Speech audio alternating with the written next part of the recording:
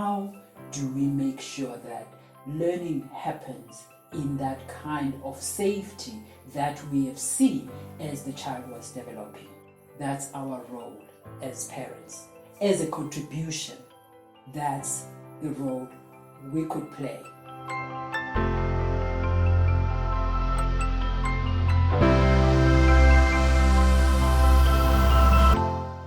Welcome back. We are looking, as promised, on what happens at school. Parent-to-parent discussion. My name is thozi.theko. Learning. Learning is a lifelong process, dear parents. It happens within each individual child. It happens within us. It starts immediately or soon after birth. The child is born and learns certain things. And it's natural. And it's not taught as such. Where does learning happen?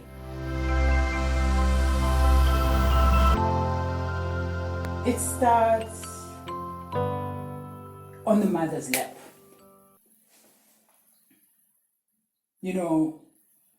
The child is brought to the breast or the bottle and learns to suckle, and they take that and we make sure that it is safe. The hole in the bottle is just the right size, or the breast doesn't suffocate the child. We make sure that that space is safe. And it graduates to the kitchen floor where the child is crawling. We make sure that the cupboards are locked, dangerous things are removed so that the child can explore and learn. They're crawling, they get to stand up. Nobody teaches that.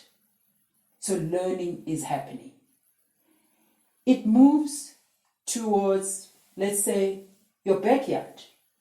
Again, you make sure that dangerous things are removed. So the child is exploring, is running, and is growing and is learning. Even the language is not taught, is learned. Studies show that when parents speak two different languages in the household, the child will learn the two languages. Nobody teaches the child that. They pick it up. They learn naturally. They are driven from within.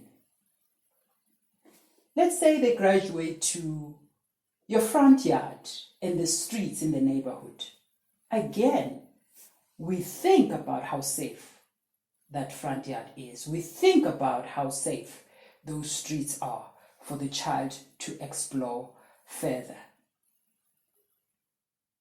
Now, what is school? School is more or less a larger backyard for child to play and learn. Is it safe? When we consider taking our children to that environment and we stop and think about all these spaces that we've created for the child to learn, we do need to think about the school environment. Is it safe? Do they have my child's interest at heart?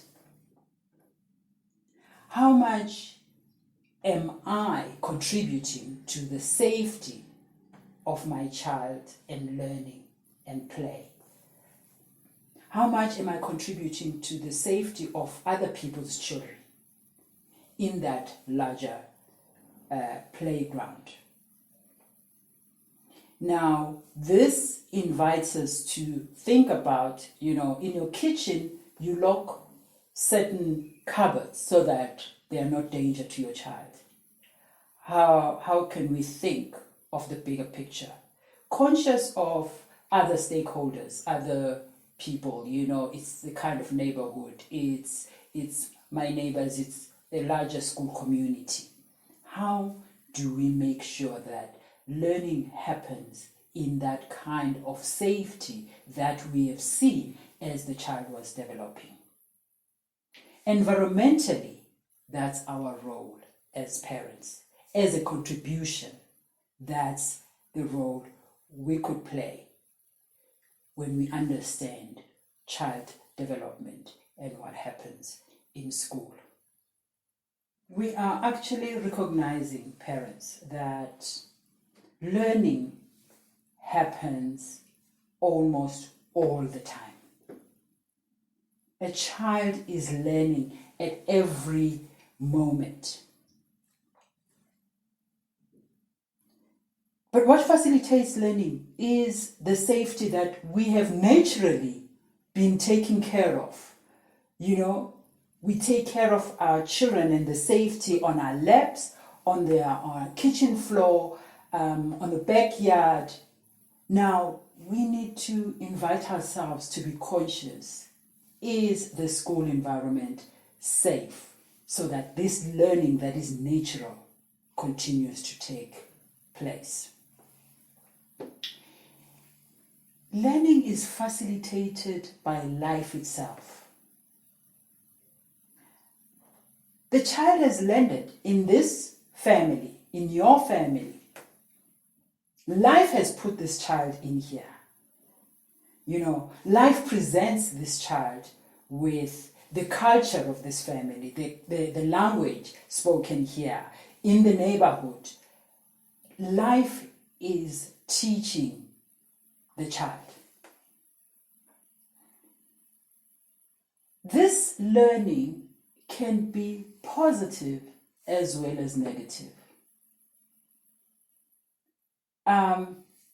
People talk about children imitating. What are they seeing? What are they seeing in the home environment that they're imitating? Because if we can think about it, the language is imitating what is being spoken here in this home. But the values and behaviors, it's what they see. If it's natural, if it's taught by life itself, what else do they have except us modeling in this household? It can be positive, it can be negative because of just what they see. In the community, what is this child seeing?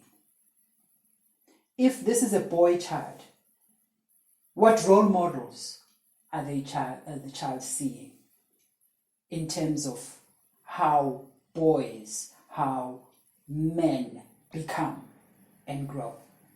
If it's a girl child, how are girls, older girls, how are mothers, how are women modeling how it is to be a girl?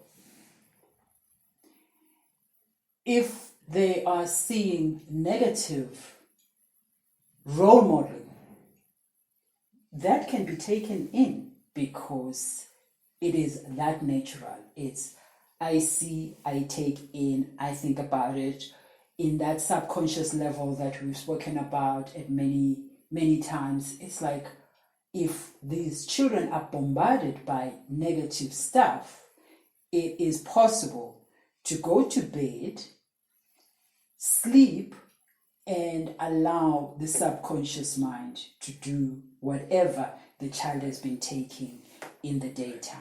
So when we're conscious of all of this, we are better able to say, okay, this is what happens naturally. How then do I create a safe environment for my child? Teaching, on the other hand, is facilitated by someone. Educators are professionally trained for this. They have the subject matter, they have the lesson, but also they look at learning according to the development of your child. And they are guided by certain principles on development and learning. And parents, this is when we realize that there are things we can do, because that observation can be done by the parent also. When an educator calls you to meet with them, they are looking at these developmental stages. Is your child fulfilling the milestones? And together we can work to support parents. This will be good for us to be able to know these things. There are 12 principles that we're going to talk about. Thank you, and see you next time. Thank you for watching. Please check the description box below for more information on the program and how to get hold of us. Don't forget to like,